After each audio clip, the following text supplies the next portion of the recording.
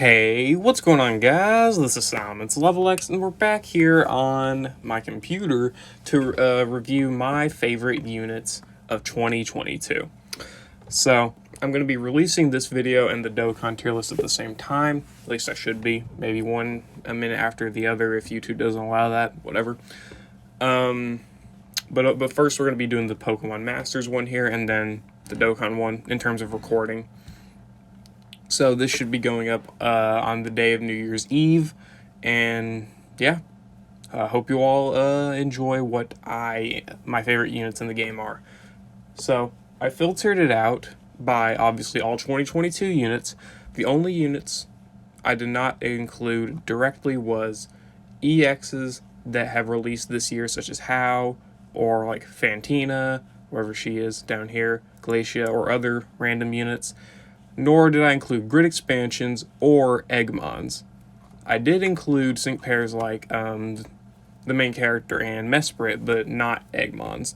So those are the only excluded sync pairs. I did include things like, the Lodge units and other characters like that, and the Variety Scout units that we got here with the EV units.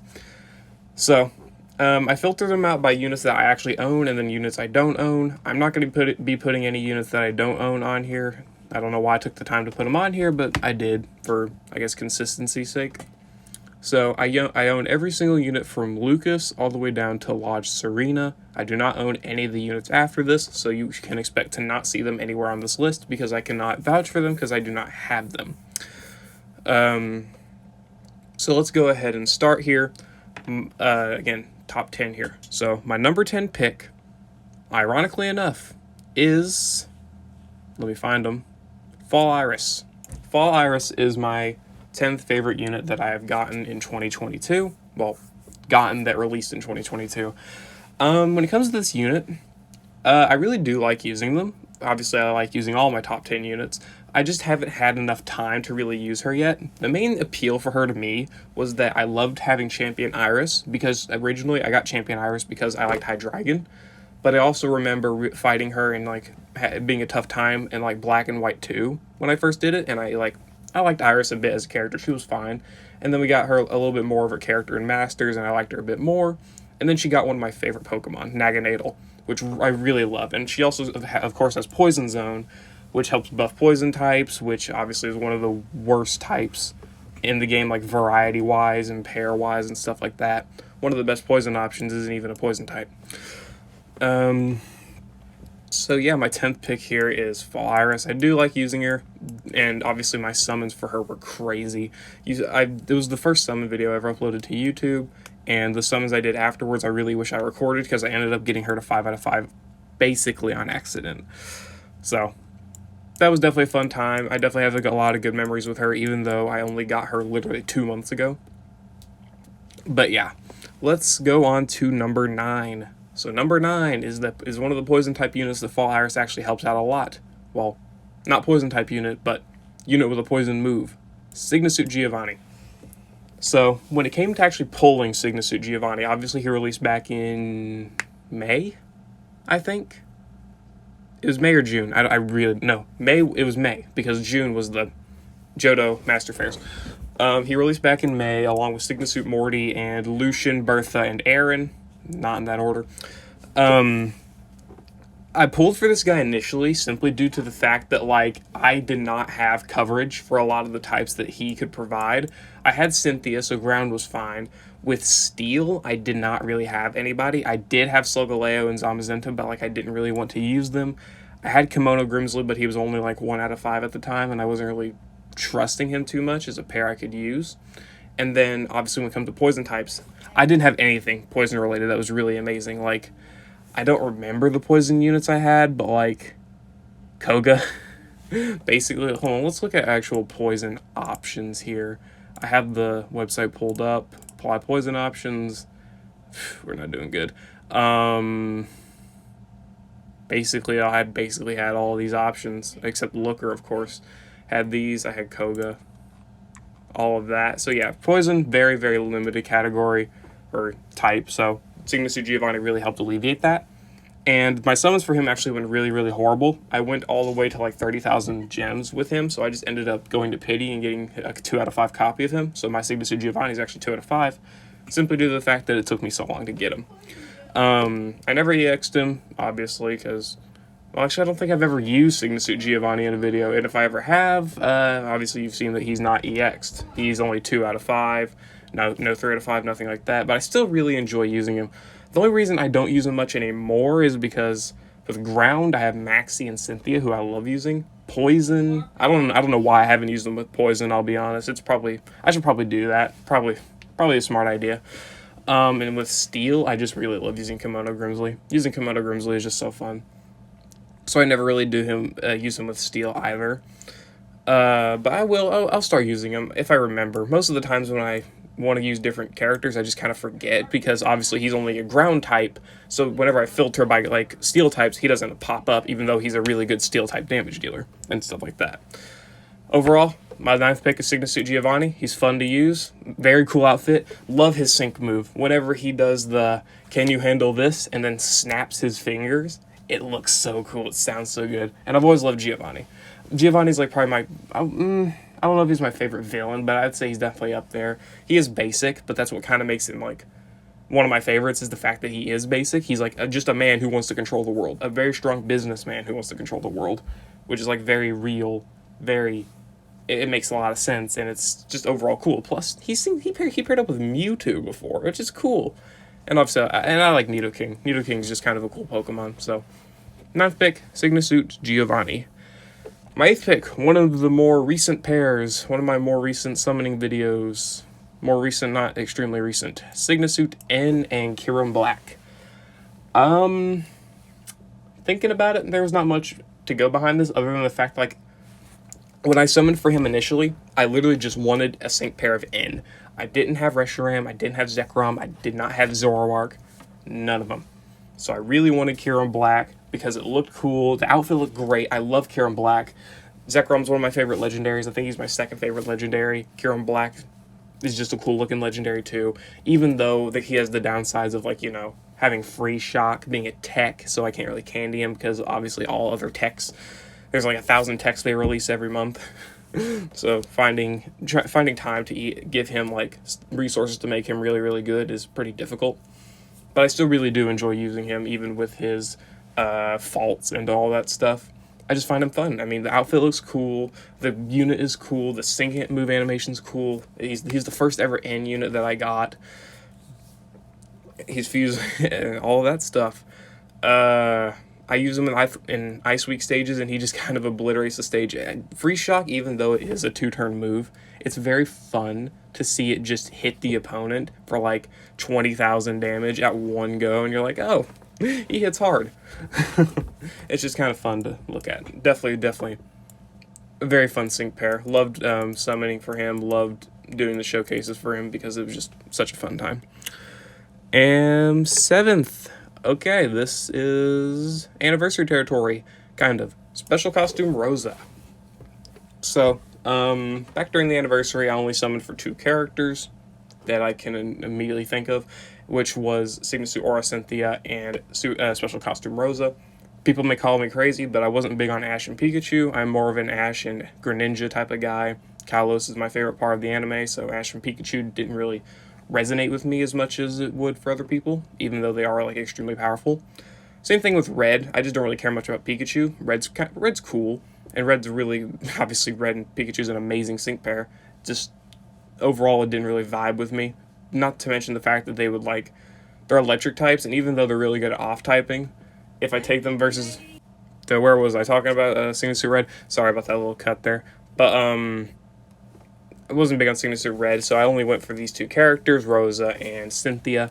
And I went for Rosa because Rosa was one of my favorite characters, well, still is one of my favorite characters. I just like seeing Rosa interact with other characters. Shaman, it's a fine legendary, nothing really too crazy. I do like Shaman, but it's not like my top mythicals or anything like that. But the kit itself of the unit is actually really, really fun to use, because she's got power play, so it's always fun to use her as well as classic Elisa together, and just shredding through stages. because obviously Classic Elisa debuffs every stat of the opponents besides like accuracy and evasion. So then you have Rosa here, who obviously has power play and activates off that and just does so much damage. So much damage. Just a fun unit overall, and I like their sync move animation. It's nice, cute. And the story was really good. I did like the story, with Naomi and all of that, and Leon leading the male Alolan Sightseer off the course and all that stuff. That was a very, very, very, very fun event. Number 6. Number 6 is someone you would expect maybe to be a little bit higher because I use them so much in videos.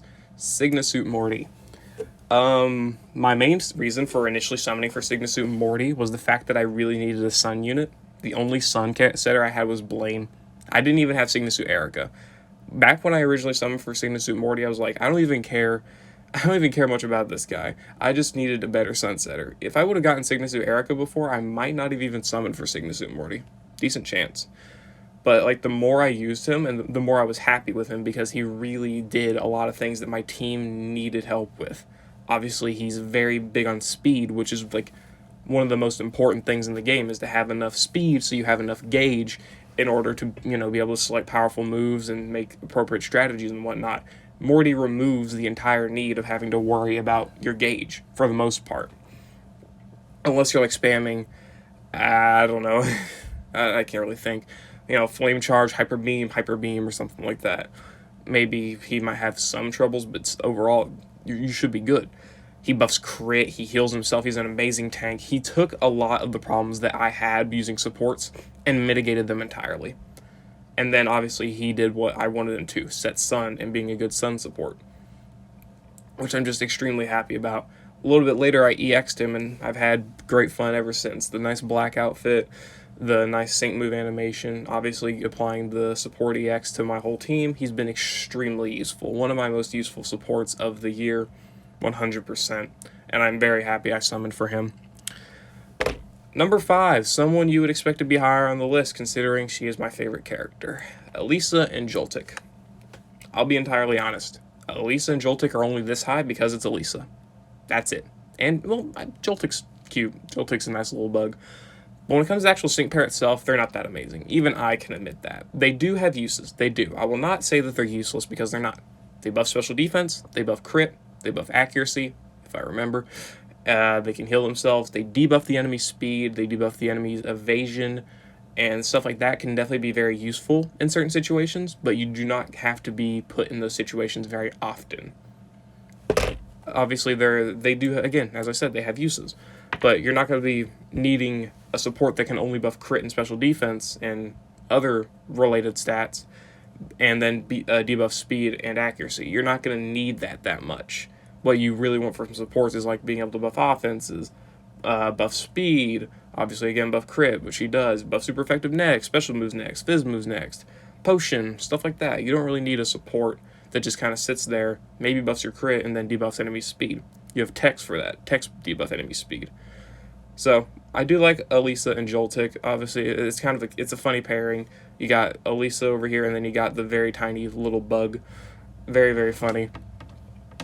But overall, I don't get to use this pair as much as I would like to.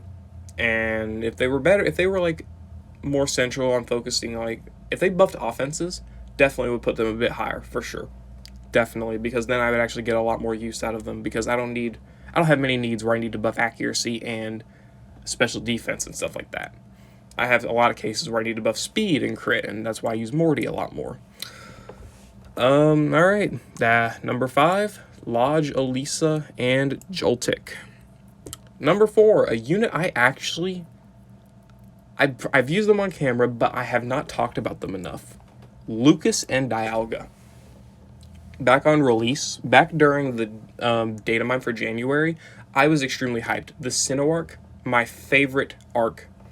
Favorite arc. Sinnoh is my favorite region. The Sinnoh games are my favorite. I love Diamond and Pearl. I love Brilliant Diamond and Shining Pearl. Won't go into details on the games not being good or whatever, because I think they're good, just because they're remakes of my favorite games. That just kind of makes sense. And I love Legends of Arceus. You can say it's not a Sinnoh game, but that's whatever. It takes place in Sinnoh. It tells the story of Sid. It tells some Sinnoh stories, all that stuff. Love them. And Lucas, I don't have major opinions on because even though he's the main character of my favorite games, I don't have too big of an opinion on him. I do like him. I do. I do have more appreciation for him than other characters just because he is the main character of the Diamond and Pearl games. But Dialga is my favorite legendary. I love Dialga. Dialga is amazing. He's my second favorite Pokemon.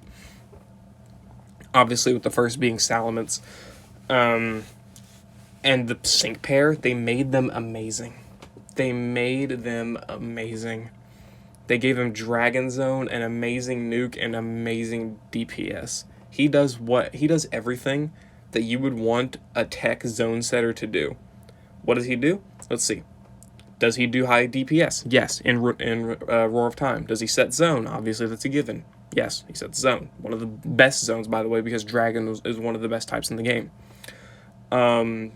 Does he have speed issues? No. He has X speed plus for 1, so he buffs his speed by 3, and every time he uses a trainer move, well, every time the trainer uses a move, he gets free moves next, which is very underrated whenever you're doing like a high team power build or like, gauge.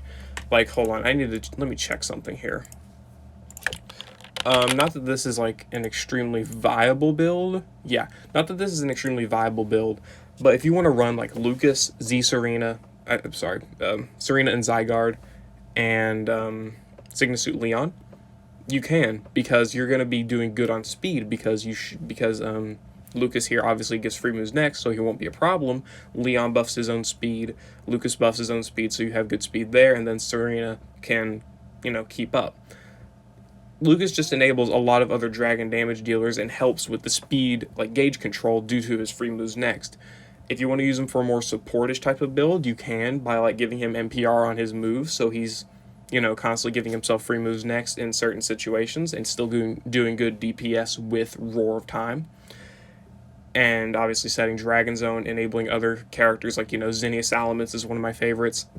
Cynthia and Komodo, Zinnia and Rayquaza. Just sync pairs like that. Some of them are my favorite, just overall, because I just love using them, and this guy enables them so well. I'm so glad that Dialga is one of the best units in the game overall. I don't really care to rank units in terms of usability, but Lucas is an extremely good unit. You can say that much for sure. Great nuke, great DPS, great gauge, all of the good stuff. Sets a great zone. He does everything that you would want a sync pair in early 2022 to do. He really does. And that's why he is my 4th favorite unit in the from 2022. All right, 3rd unit. Not really controversial pick at all. I have to find them. That's a problem. Finding them's a problem. There they are. Signasuit, Aura, Cynthia, and Lucario.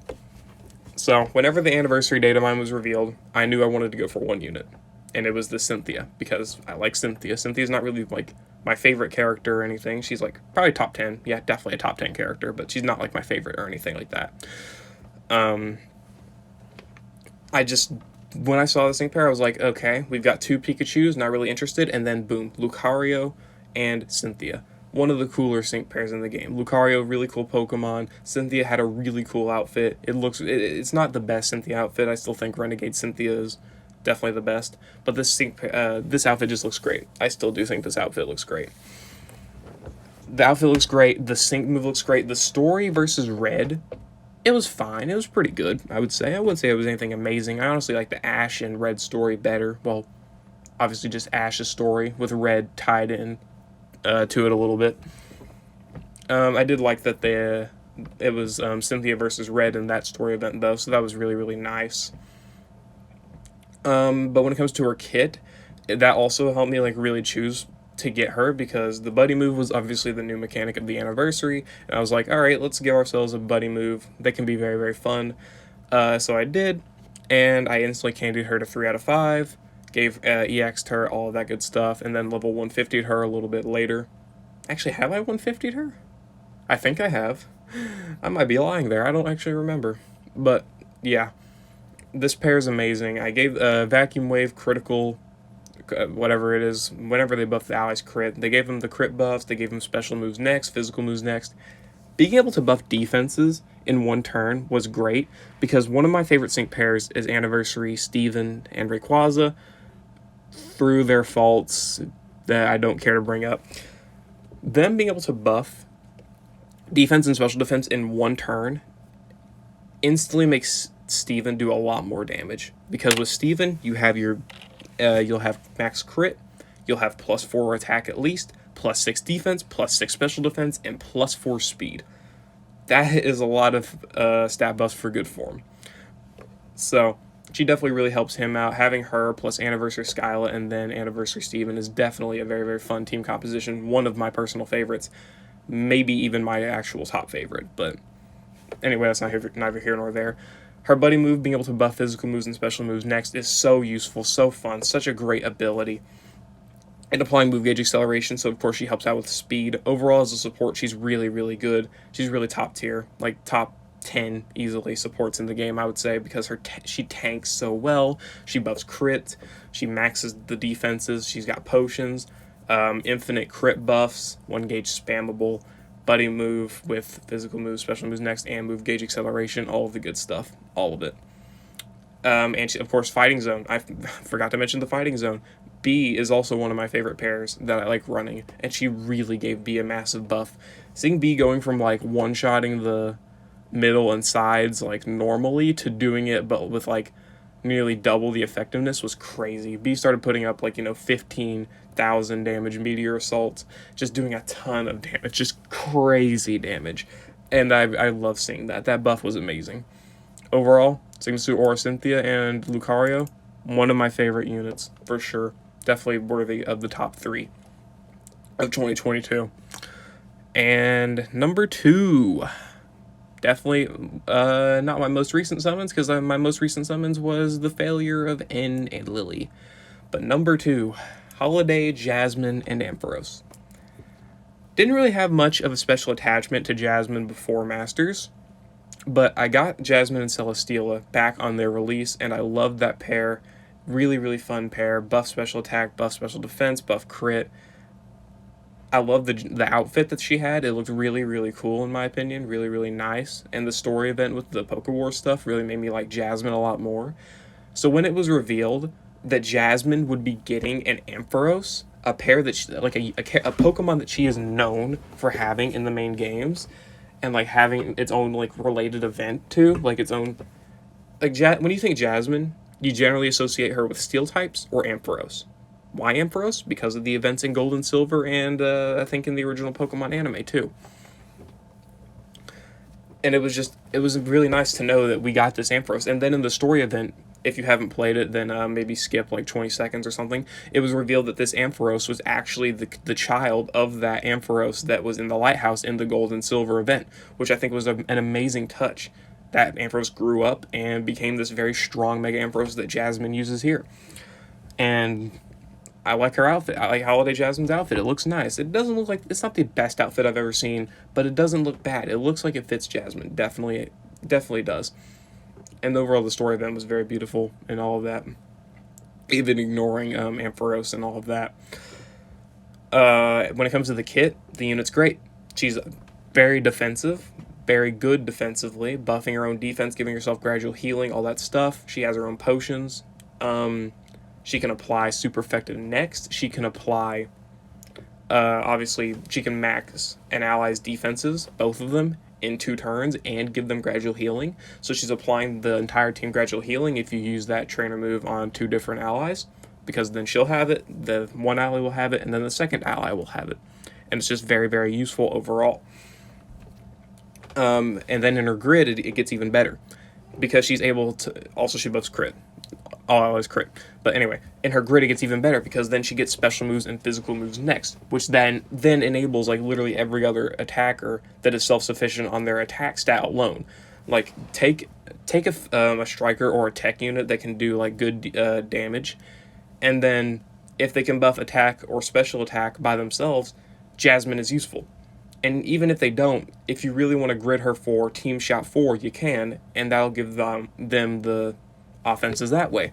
So it's very useful in stuff like the Legendary Gauntlet, where you may want to use a very, very unself-sustainable like attacker, and then you can just use Jasmine here, and you're giving them literally everything that they need. Because Jasmine can do technically everything besides buff speed directly. When you sync with her, she can do Catalyst, which applies move gauge acceleration, which does kind of fix the speed issue a little bit, and I'm very glad that she has that. Otherwise, you could definitely have some big speed issues, like, later on. If you take her into, like, a Legendary Arena stage, she buffs the team's crit, buffs their defenses, can heal them, apply super effective next. Team Shout 4 can buff their offenses to max if you need them to. You can work with Jasmine's very versatile on what she can do. Very, very versatile. You just have to grid her for the right situation, which maybe is annoying, but still, it's a fact that she can do it, and I'm very happy that she can do it. I'm very glad that she can do it.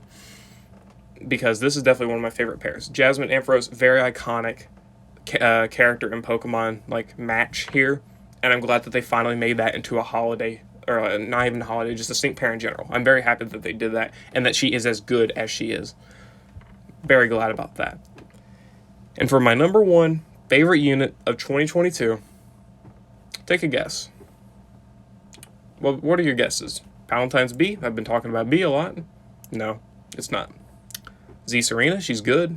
Nope. Giovanni? No. Cynthia? Nope. Anniversary Skyla and Tornadus is my favorite sync pair of 2022. Again, as I said prior, one of my favorite sync pairs is Anniversary Anniversary Steven. Anniversary Steven was like the original reason I played Masters and like stayed with it. My favorite character is Elisa, and my favorite unit is Signasuit Elisa. But N is not. Why do I keep calling him N? Anniversary Steven is the reason I got into Pokemon Masters to begin with. It was very disheartening to kind of hear that the whole community was like saying, oh, he's mid, oh, he's bad, whatever, or like not up to par, which you can still say that, sure, that's whatever. But he was still one of my favorite sync pairs. He still holds a special place in my heart to this day. I love using him. I'll use him every time that I get the chance, other than like showcase reasons or like just general purpose, just certain situations I might not use him just for like fun, I guess. And Skyla is my third favorite, or is it second? My second and third favorite character alternates all the time between Zinnia and Skyla. They literally flip flop, and they literally just flip flop every day. And whenever this is funny. Whenever I went into 2022, I had 3 sync pairs that I wanted. 1 was Elisa and Therian Thundurus. 2 was Skyla and Tornadus, Therian specifically. And the third was Soliera, one of the Ultra Recon Squad members, and Naganadel. I got 1.5 of what I wanted because we got the sync pair that I wanted. I got the sync pair that I wanted, Skyla and Tornadus, and they're good. And then I obviously got Naganadel, but it wasn't with Soliera, it was with Iris. But hey, I'm still happy about that, so whatever. Skyla and Tornadus was the sync pair that I wanted ever since like I started crafting up theories on what I wanted in the game, which was like, funny enough, in December of, 2021? December 2021, yeah. And then in March of 2022, we got Skyla and Tornadus. I actually took a break from Masters in February because I got really upset with the game, and I just kind of wanted to delete it, and I was done. I did delete it. I was done with it. I didn't really expect to come back. But then the half anniversary dropped, and Skyla and Tornadus came back. Or Skyla and Tornadus was revealed. And I was like, okay, I gotta download this. Downloaded the game, did the data download, logged in.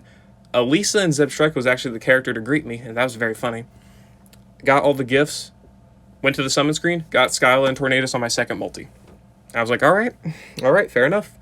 So, I didn't play the game for the rest of the half anniversary, but I did come back at the beginning of April, and I saved up gems for that entire month, and then summoned for Signasuit Morty in May, and the rest is history.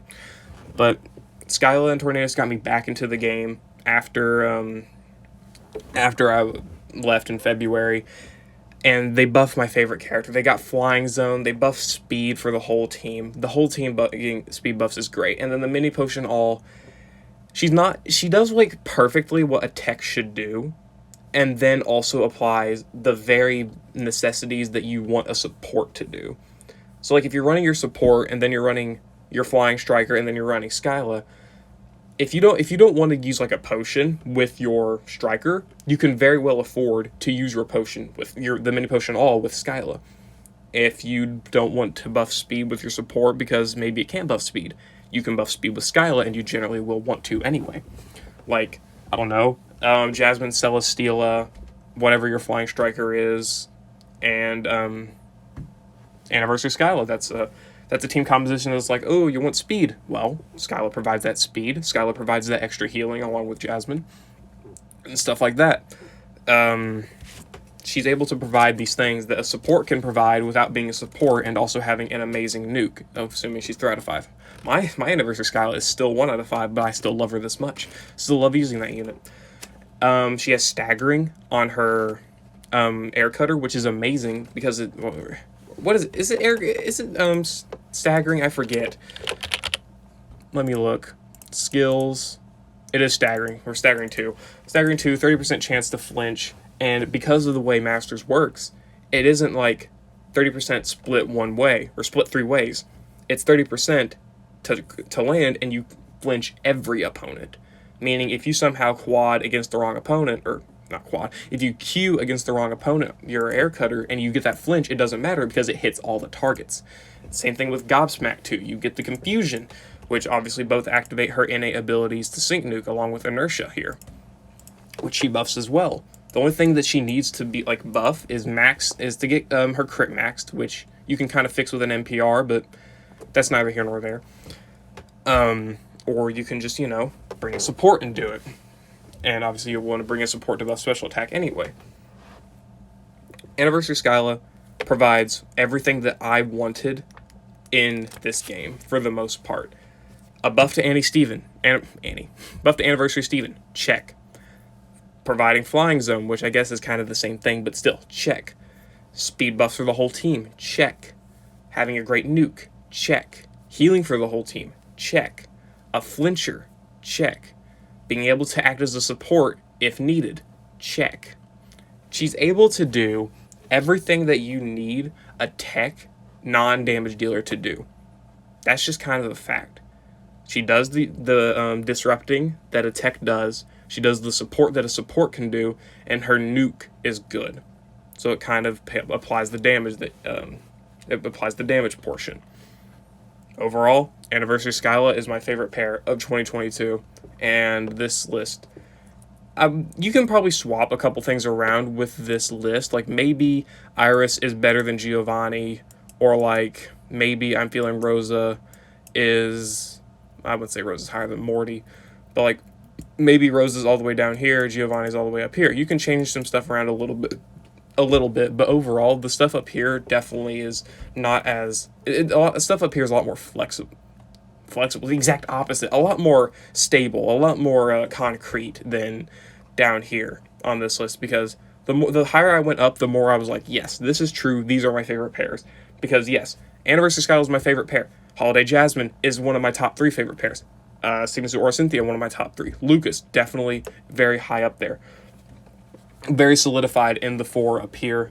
Down here, it gets a little bit more fluctuatable. You might even be able to, I wouldn't say you could bring in anyone else from this list. Maybe, Marty, not really sure.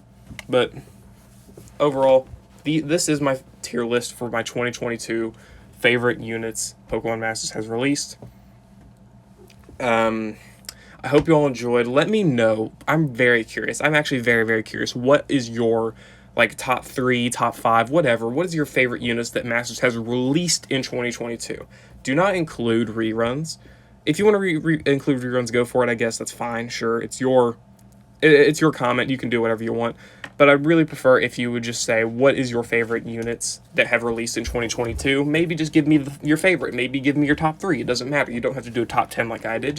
I'm curious. What are your favorite units? And if you want to provide a why, go for it. You don't have to provide a why, but if you do, that'd be great.